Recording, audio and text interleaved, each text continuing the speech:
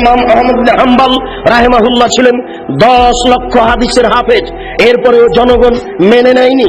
তার পায়ে রশি দিয়ে যেমন কুকুর মারা গেলে রাস্তায় মানুষ টেনে নিয়ে বাইরে ফেলে দিয়ে আসে, ইমাম আহমদ বিন হাম্বল তার যুগে নয়, এখন পর্যন্ত যত মানুষ এসেছে হাদিস শাস্ত্রে সবার চেয়ে বড় পণ্ডিত, এরপরেও জাতি তাকে মেনে নেয়নি, সমাজ তাকে মেনে নেয়নি। তার পায়ে রশি দিয়ে রাস্তায় টানা হতো, তাকে পিটানো হতো। ইমাম আহমদ বিন হাম্বলের মতো মানুষ জাতির কাছে সম্মান পেলেন না।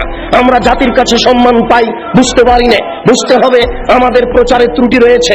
হক বড় তিতা, যা কালকে বলছিলাম, জাতি কেন সম্মান করে, জাতি কেন মূল্যায়ন করে? কই কেউ তো ইট মারে না, ঢেল মারে না, পাটকেল মারে না, সম্মান সহকারে খেতে দেয়। সেই জন্য তো আপনাকে গতকালকে আমি শোনাচ্ছিলাম যে আখেরি মোনাজাতে আপনি হাত তোলার পূর্বে এইভাবে একটু বলুন, তাহলে বুঝবো আপনি হক কথা বলছেন, বুঝলাম আপনি বড় কাজ করছেন, বুঝলাম আপনি বড় হুজুর, অনেক দূর থেকে এসেছেন, আমেরিকা থেকে এসেছেন, লন্ডন থেকে এসেছেন, সৌদি আরব থেকে এসেছেন। আপনি টুঙ্গির আখেরি মোনাজাতে অংশগ্রহণ করবেন, 1 ঘন্টা আপনি মোনাজাতে থাকবেন। সারা পৃথিবীতে মানুষ টিভি চ্যানেলে আপনার মোনাজাতে অংশগ্রহণ করবে। সেই টুঙ্গি থেকে নিয়ে মতিঝিল পর্যন্ত মানুষ একাকার হয়ে আপনার মোনাজাতে অংশগ্রহণ করবে।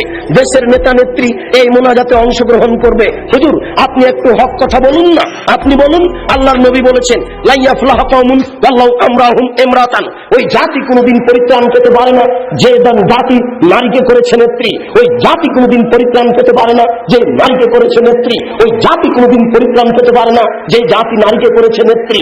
আপনি বলুন দোয়া করার পূর্বে আল্লাহ রাসূল বলছেন আলী লা তাদুতিন সালান ইল্লা তামাসতাহু ওয়ালা কাবরান মুসরিফান ইল্লা সাওয়াইতাহু, আলী তুমি ছাড়বে না কোনো উঁচু কবর, সবকে ভেঙে সমান করে দাও। আলী তুমি ছাড়বে না কোনো ছবি মূর্তি, সবকে ভেঙে একাকার করে দাও।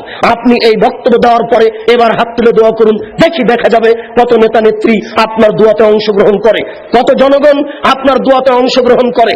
আপনি হাত তুলে দোয়া করার পূর্বে বলুন আল্লাহর নবী বলেছেন মান সাদ্দা ফুরজাতান বানাল্লাহু লাহু বাইতান ফিল জান্নাহ। আল্লাহর নবী বলেছেন সালাত আদায় করার সময়তে 2 জনের মাঝে যেই ফাঁকা রয়েছে এই ফাঁকা বন্ধ করে যে আল্লাহ তার জন্য জান্নাতে ঘর নির্মাণ করেন। আপনি বলুন একটু, এরপরে আপনি হাত তুলে দোয়া শুরু করবেন।